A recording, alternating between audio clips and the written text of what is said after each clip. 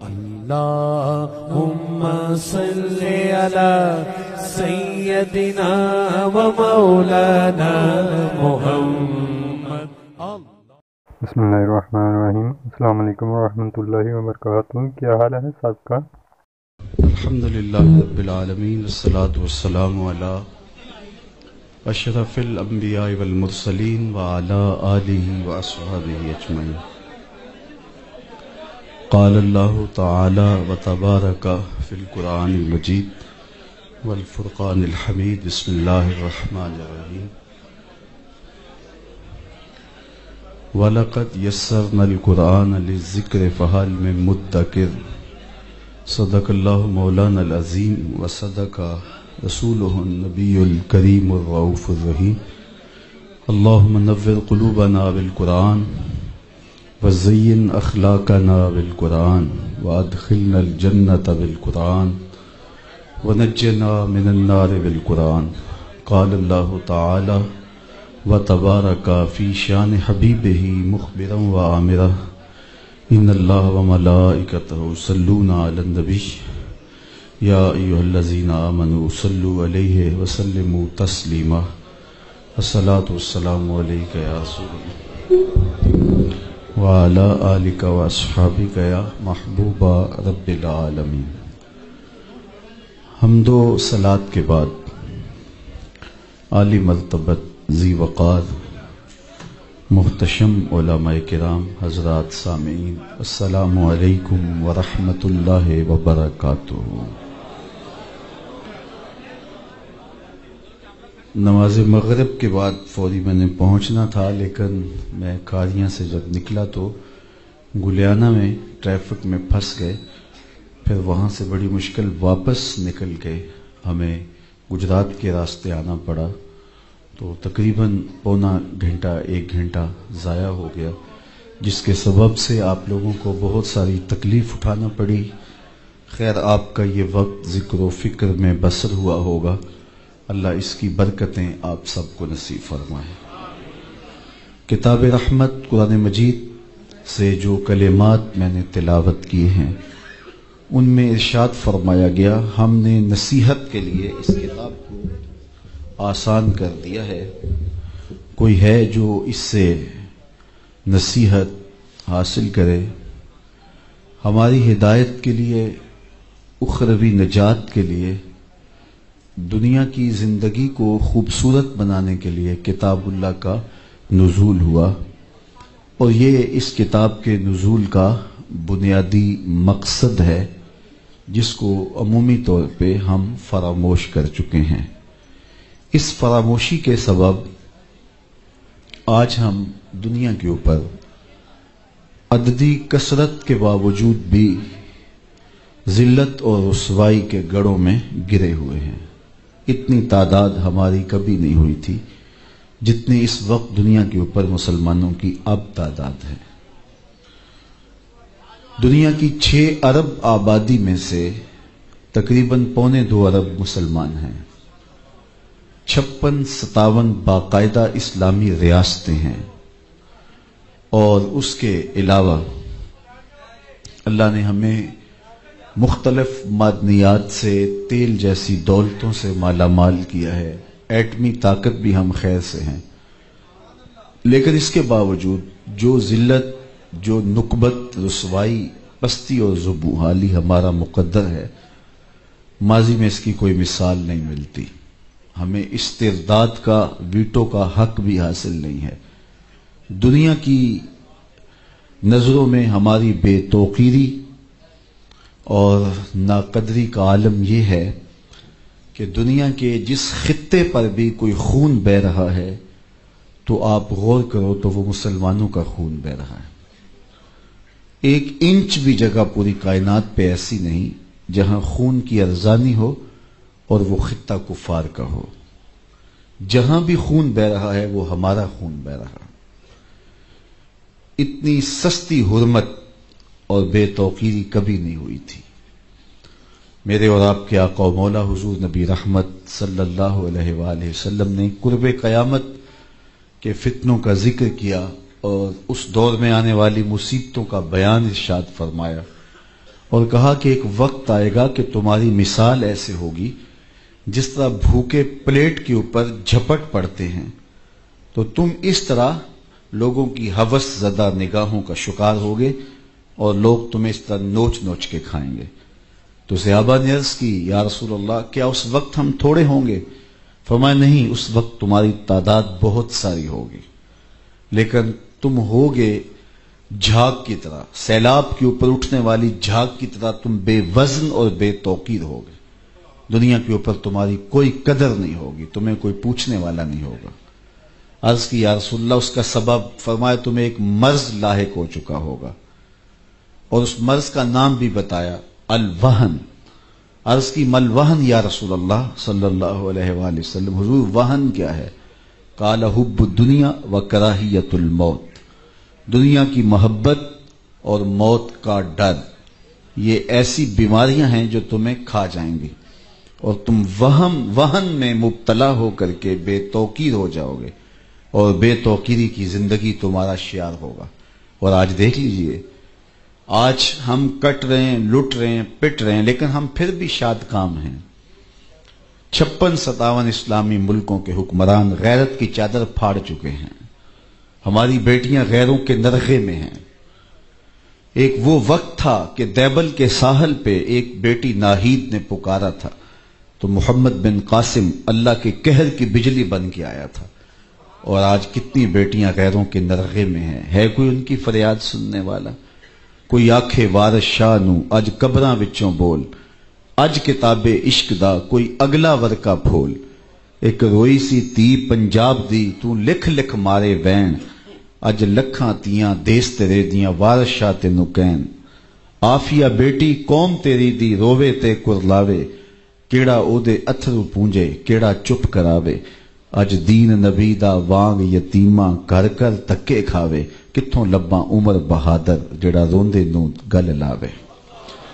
آج یہ ہمارا حال ہے اور یہ ہماری صورتحال ہے جس سے ہم گزر رہے ہیں۔ تو میرے حضور علیہ السلام نے دور موجود کے اندر ہم جہاں جس نہج پہ پہنچے ہیں اس کی نشاندہی بھی کرائی، اور پھر یہ بھی بتایا کہ اس کا سبب وہن کا مرض ہوگا، اور وہن کا مرض ہے کیا وہ بھی بتایا، دنیا کی محبت اور کراہیت موت۔ آج دنیا کی محبت رچ بس گئی ہے، ہر شخص بظاہر تو یہ کہتا ہے کہ بچوں کا پیٹ پالنے کے لیے یہ دن رات کوشاں ہوں، جبکہ پیٹ کا اتنا لمبا چوڑا تقاضا تو نہیں ہے۔ دنیا کی محبت نے توڑ کے رکھ دیا، ہم قدریں پامال کر چکے ہیں، ہماری زندگی بے ترتیب ہو کے رہ گئی ہے، مقصد حیات سے غافل ہو گئے ہیں، 2 دنی 4 کے چکر میں جو جہاں بھی ہے وہاں مطمئن ہی نہیں ہے۔ راتوں رات امیر ہو جاؤ، اس کے لیے کوئی قدر کا پامال کرنی پڑے، کسی کا خون نچوڑنا پڑے، کسی پر ظلم جور اور جبر کا بازار گرم کرنا پڑے، لیکن مجھے دولت مند ہونا چاہیے۔ تو حب دنیا برباد کر کے رکھ دیتی ہے، اور آج یہ ہمارے اندر کوٹ کوٹ کے بری ہے، خواہشات کے جہاں آباد ہیں، اور ہم بس اسی چکر میں دن رات گزارا کر رہے ہیں، اور ایک دوسرے سے آگے بڑھنے کی اس دوڑ میں ہی ہم قدریں پامال کر چکے ہیں۔ ہمیں اپنے آپ کے لیے بھی وقت نہیں ہے کہ ہم سوچیں کہ ہم اس دنیا پہ بیٹھ نہیں رہنا، جتنا بھی کما لیں گے چھوڑ کے چلے جانا ہے۔ کفن ہی ایک ایسا لباس ہے جس پر جیب نہیں ہے، باقی جس طرح کے بھی آپ لباس پہنتے ہیں کئی جیبیں لگی ہوتی ہیں، لیکن اس لباس میں کوئی جیب نہیں ہے۔ جب بندہ مرتا ہے تو اس کا سارا مال ترکہ بن جاتا ہے، اور بعد میں آنے والے تو کفن بھی میلا نہیں ہونے دیتے، بانٹ لیتے ہیں۔ وہ تو ایک گھر رات رکھنے کو تیار نہیں ہوتے، وہ تو لباس بھی پھاڑ کے اتارتے ہیں۔ میاں صاحب بولے جاندی واری ڈرونا بنیو تے ہاتھ نہ لاندے ڈر دے، جنہ لئی تو پاپ کمائے اج کتھے نہیں تیرے کر دے۔ تو زندگی کی مختصر سامانی ہی زندگی کا حسن ہے، لیکن خواہشات نے ہمارے اندر کو نچوڑ کے رکھ دیا، اور ہم سویر سے شام تک ایک ہی دھن میں لگے ہیں کہ ہمارے پاس دولت کے انبار جمع ہو جائیں۔ اچھا، اگر اللہ تعالیٰ کسی کے لیے دولت مقدر کی ہے تو میں اس کا منکر بھی نہیں ہوں، لیکن یہ ہماری ترجیحات میں سے نہیں ہے، اور ہمیں اچھی قدروں کا حامل ہونا چاہیے، لیکن سویر سے لے کر شام تک ہم اسی چکر میں بھاگے پھرتے ہیں. جہاں جتنا رہنا ہو وہاں اتنا ہی سامان کرنا پڑتا ہے. مختلف ممالک میں جانا ہو تو میں دیکھتا ہوں کہ ایک چھوٹے سے کمرے میں 10 نوجوان مل کے رہ رہے ہوتے ہیں, خود ہی کھانا تیار کر رہے ہوتے ہیں, خود ہی اپنا لباس دھو رہے ہوتے ہیں. تو میں کہتا ہوں پاکستان میں تو آپ کی 2 کنال کی کوٹھی ہے, اتنا بڑا بنگلہ ہے, تو یہاں آپ اتنی تنگی سے زندگی کیوں بسر کر رہے ہیں؟ تو یہاں بھی بڑا سا گھر خرید لیجئے گا. تو وہ ہنس کے کہتے ہیں جناب آپ جانتے ہیں یہاں ہم کون سا مستقل رہنا ہے, ہم جہاں مستقل جانا ہے وہاں ہمارا اچھا بنگلہ بن رہا ہے یا بن گیا ہے, یہاں جیسے تیسے ہے گزارا کر لیں گے. تو میں نے کہا یہی تو میں سمجھانے آیا ہوں, جہاں جتنا رہنا ہو وہاں اتنا ہی انتظام کیا جاتا ہے. تو یہ مختصر زندگی ہے, یہاں جتنا رہنا ہے اتنا انتظام کیا جائے. یہ ساری زندگی جو ہم گزارنے آئے ہیں کتنے سالوں پر مشتمل ہے؟ 50 سال, 60 سال, 70 سال, کوئی 100 سال کا ہو تو لوگ تو انٹرویو کرنے آ جاتے ہیں کہ آپ کی صحت کا راز کیا ہے.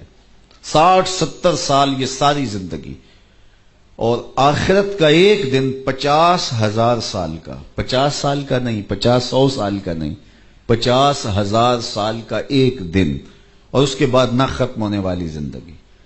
موت کو بھی مینڈے کی شکل میں لا کے ذبح کر دیا جائے گا, موت کو بھی موت آ چکی ہوگی. تو یہ کیسی زندگی ہوگی؟ تو اصل زندگی یہ زندگی ہے. اسی لیے خندق کھودتے صحابہ کو جب دیکھا ان پر پیار آیا تو یہی کہا, اے اللہ زندگی تو آخرت کی زندگی ہے, میرے انصار کو بھی بخش دے, میرے مہاجروں کو بھی بخش دے.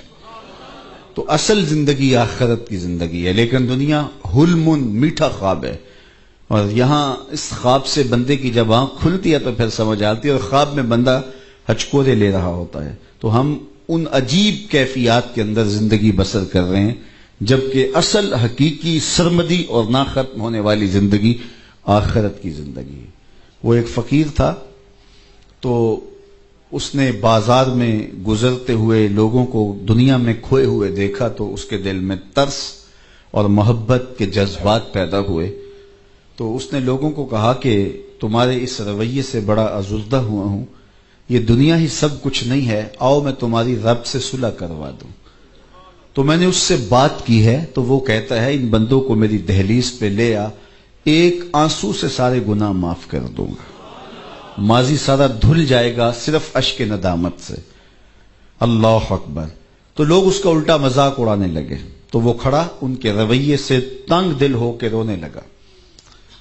اچانک کوئی شخص گزرا تو دیکھا کہ یہ فقیر رو رہا ہے, تو اس نے کہا کہ بابا کیوں رو رہا ہے, کسی نے مارا ہے, تنگ کیا ہے؟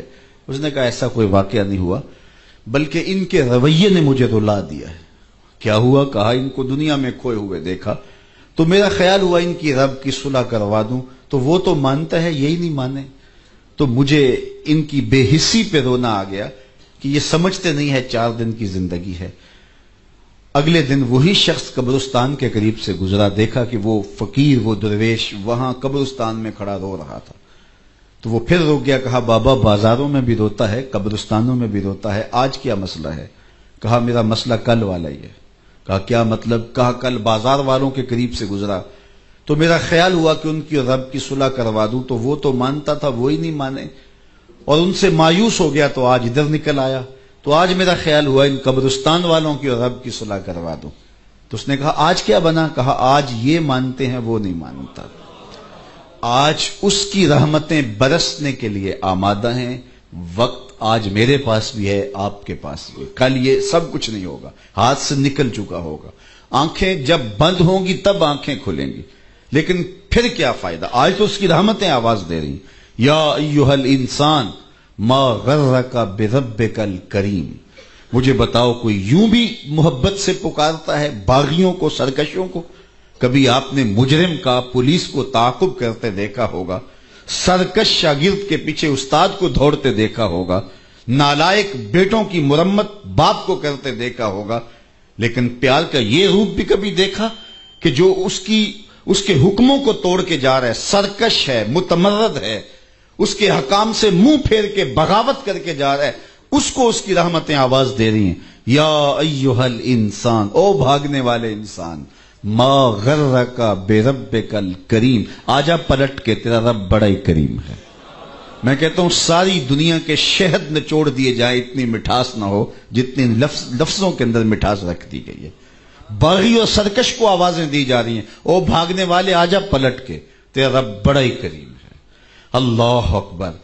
کبھی آپ نے دیکھا ہو کہ کوئی نالائق بچہ گھر چھوڑ کے بھاگ جائے، وہ تو شاید کسی ہوٹل میں برتن مانج کے اپنے پیٹ کی آگ بجھا رہا ہوتا ہے، لیکن ماں کی حلق سے نیچے لقمہ نہیں اترتا۔ باپ پاگلوں کی طرح گھوم رہا ہوتا ہے، اپنے رشتہ داروں کو فون کرتا ہے، اس کے دوستوں کو پوچھتا ہے، وہ نکمہ تمہیں تو نہیں بتا کے گیا۔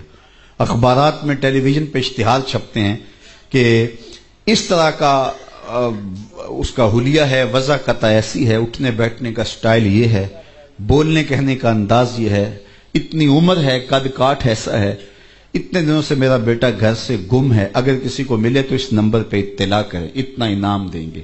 نیچے لکھا ہوتا ہے نوٹ، اگر وہ خود پڑھے تو واپس آ جائے، اسے کچھ نہیں کہا جائے گا۔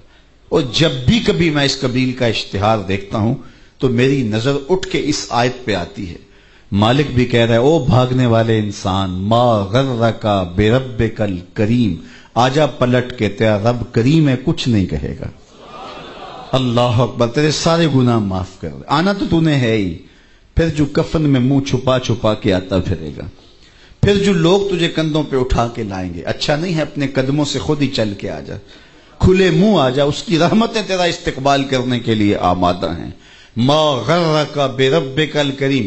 آگے دیکھیے، الذی خلقک، وہ دیکھ تیرا خالق لگتا ہے، رشتہ کتنا گوڑا ہے۔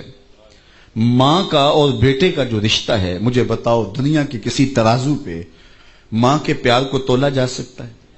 سویر سے شام تک میں سڑکوں پہ ہی رہتا ہوں، بلکہ میں ایک دن سیالکوٹ سے آ رہا تھا تو راستے میں کسی ملنگ نے جھونپڑی لگائی تھی تو اس کے اوپر لکھا تھا سڑکوں والی سرکار۔ تو میں نے اپنے ساتھیوں کو کہا یہ تو کنارے والی سرکار ہے، سڑکوں والی سرکار تو ہم ہیں کہ سویر سے لے کر شام تک سڑکوں پہ رہتے ہیں، کبھی عرش پر، کبھی فرش پر، کبھی ان کے در، کبھی در بدر۔ غم عاش کی تیرا شکریہ، میں کہاں کہاں سے گزر گیا۔ تو آپ سڑکوں کے کنارے دیکھتے ہیں کہ بڑے بڑے ہیوی ترازو کنڈے نصب کر دیے گئے ہیں، پورا کنٹینر تول لیا جاتا ہے۔ تو میں اپنے دوستوں کو کہتا ہوں آج تک ایسا کنٹینر دریافت، ایسا ترازو دریافت ہی نہیں ہوا جس پر ماں کے پیار کو بھی تولا جا سکے۔ اس کے سینے میں اولاد کے لیے تڑپتی ہوئی ممتا، محبت کا آباد جہاں، نعم البدل تو دور کی بات ہے، اس کا بدل بھی موجود نہیں۔ اللہ نے اس کے لہجے میں درد، درک، محبت، چاشنی، مٹھاس، کھنڈ اور شہد رکھ دیا کہ ماں کے پیار کا کوئی جواب ہی نہیں ہے۔ ایک شاعر ہوا ہے تابش، اس نے ماں کے پیار کو کتنے خوبصورت پیرائے میں بیان کیا۔ ایک مدت سے میری ماں نہیں سوئی تابش، میں نے ایک بار کہا تھا مجھے ڈر لگتا ہے۔ کہا ایک بار میں نے کہا تھا مجھے رات کو ڈر لگتا ہے، میری ماں اب بھی نہیں سوتی، میرے لال کو کہیں ڈر نہ لگ رہا۔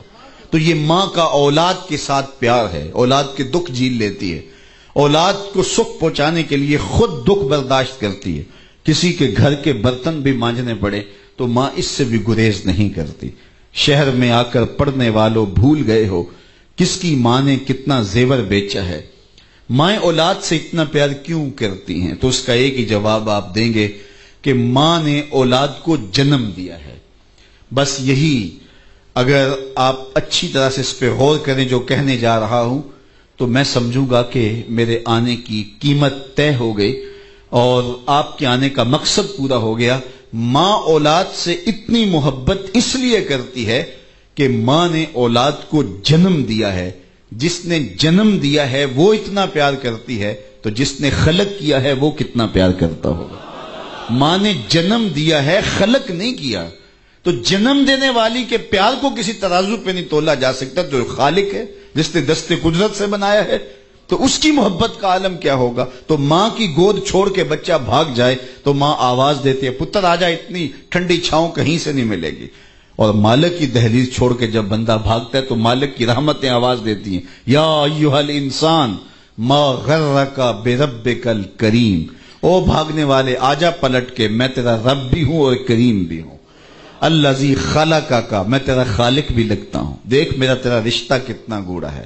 الذی خلقک فسواک فعدلک فی ای صورت ما شاء رکبک، تجھے توازن بخشا، تجھے حسن دیا، تجھے جوانی دی، تیرے اعضاء کو اعتدال دیا، تیری آنکھوں کو چمک دی، تجھے بولتی زبان دی، سوچنے والا دماغ دیا، تجھے اعضاء بدنیاں دیے، تیرے لیے گونا گونا نعمتیں رکھی، تو مالک کی دہلیز چھوڑ کے بھاگ رہا ہے۔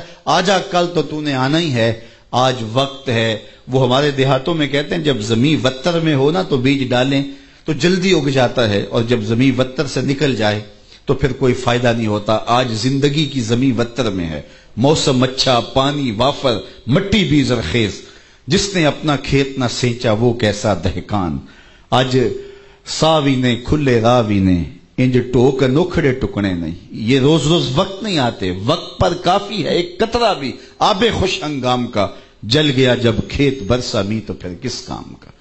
تو آج وقت ہے، فرصت ہے، توبہ کا دروازہ کھلا ہے۔ سورج ابھی مغرب سے طلوع نہیں ہوا، اس کی رحمتیں برسنا چاہتی ہیں بندے پر۔ ایک حدیث میں آتا ہے، حضور نے فرمایا جب کوئی بندہ توبہ کر کے اللہ کے حضور حاضر ہوتا ہے تو اللہ کتنا خوش ہوتا ہے۔ حضور نے ایک مثال سے سمجھایا، اگر آپ میں سے کسی نے صحرا کو دیکھا ہو تو وہ اس مثال کو زیادہ اچھی طرح سے سمجھ پائے گا، ورنہ مشکل نہیں ہے ہر شخص اس مثال کے مقصود کو سمجھ پائے۔ فرمایا ایک بندہ صحرا میں سفر کر رہا ہے اور اس کے ساتھ اونٹ ہے، اور اس کا سارا توشہ پانی، کھانے اور دیگر ضروریات کی چیزیں بھی اونٹ پہ لدی ہیں۔ راستے میں دوپہر کاٹنے کے لیے اونٹ کو باندھ کر کے درخت کی شاخ یا جڑ کے ساتھ خود وہ لیٹ جاتا ہے کہ میں دوپہر سستا لوں، سو لوں۔ اچانک اس کی آنکھ کھلتی ہے تو کیا دیکھتا ہے کہ اونٹ نہیں ہے۔ تو صحرائی سفر میں اونٹ کا گم ہو جانا، جس پہ توشہ بھی ہو، پانی بھی ہو، تو زندگی کا جو ہے وہ روٹ جانا ہے۔ تو وہ دائیں بائیں بھاگا کہ میں اونٹ کو تلاش کروں، لیکن تا حد نظر اونٹ دکھائی نہیں دیا، اور آبادی بھی نہیں ہے۔ وہ تھک ہار کے دوبارہ اسی درخت کے نیچے آ جاتا ہے اور موت کا منتظر ہو کے بیٹھ جاتا ہے ٹیک لگا کے کہ ابھی موت آئی۔ اب ظاہر ہے اونٹ چلا گیا، سامان بھی اس کے اوپر تھا، تو زندگی چلی گئی۔ تو وہ موت کا منتظر ہو کے اسی درخت کے تنے کے ساتھ ٹیک لگا کے جو ہے وہ بیٹھ جاتا ہے۔ اچانک اس کی آنکھ لگ جاتی ہے۔ تھوڑی دیر کے بعد پھر آنکھ کھلتی ہے تو کیا دیکھتا ہے کہ وہ اونٹ جو اس کا گما تھا ماں ساز و سامان کے اس کے پاس کھڑا ہے۔ تو اونٹ کیا ملا؟ زندگی مل گئی۔ تو وہ وفور محبت میں، وفور شوق میں وہ کیا بولتا ہے؟ اللہم انت عبدی و انا ربک، اے اللہ تو میرا بندہ اور میں تیرا رب۔ کہنا تو یہ تھا کہ تو میرا رب اور میں تیرا بندہ، لیکن اس کو خوشی ہی اتنی ہوئی کہ مسرتوں کے ہجوم میں درک گیا۔ وہ کیا کسی نے کہا نا، کسی کے آنے سے ایسے ہوش اڑے ساقی کے، شراب سیخ پہ ڈالی اور بوتل میں کباب۔ کہنا تو یہ تھا کہ تو میرا رب اور میں تیرا بندہ، لیکن مسرتیں اور خوشیوں کا ہجوم ہی ایسا تھا، جب بھی تیری قربت کے امکان نظر آئے ہم اتنے خوش ہوئے کہ پریشان نظر آئے۔ تو کہا تو میرا بندہ اور میں تیرا رب۔ تو یہ مسرتوں کے ہجوم میں اس کی زبان بل کھا گئی، اپنے پہ کنٹرول نہیں رہا۔ تو یہ مثال بیان کر کے حضور نے فرمایا صحابہ بتاؤ اس بندے کو کتنی خوشی ہوئی کہ زبان پہ بھی قابو نہیں ہے۔ تو صحابہ نے عرض کی حضور حد ہو گئی۔ فرمایا جب کوئی شخص توبہ کر کے اللہ کی دہلیز پہ آتا ہے اللہ اس سے بھی زیادہ خوش ہوتا ہے کہ میرا بندہ میرے حضور آ گیا ہے۔ تو صاحب یا تو ہم نے بیٹھ رہنا ہو تو پھر تو ہم بیٹھ رہے ہیں، لیکن جب پلٹ کے اسی چوکھٹ پہ جانا ہے تو پھر اس وقت کا پچھتاوا کوئی کام نہیں آئے گا۔ آج کا پچھتاوا کل کی بہتری کی ضمانت ہے۔ زندگی کاٹ رہے ہیں، لمحہ لمحہ کاٹ رہے ہیں۔ اگر توبہ کی دہلیز پہ آ جائیں گے، مالک کی رضا کے دائرے میں آ جائیں گے تو یہ دنیا کی زندگی ہماری خراب نہیں ہوتی۔ ہم کاروبار دنیا چھوڑ کے نہیں بیٹھ جائیں گے، یہ دنیا پہلے سے بہتر اور خوبصورت گزرے گی، یہ عبادت کے نور سے مزین ہو جائے گی، صحت بھی اچھی ہو جائے گی، زندگی کا حسن بھی دوبالا ہو جائے گا، باطن میں طمانیت، نور اور روشنی بھی آ جائے گی، اور آخرت بھی سنور جائے گی۔ اسلام ہمیں یہ نہیں کہتا جس طرح کہ بخشو اور ہندوؤں کے جو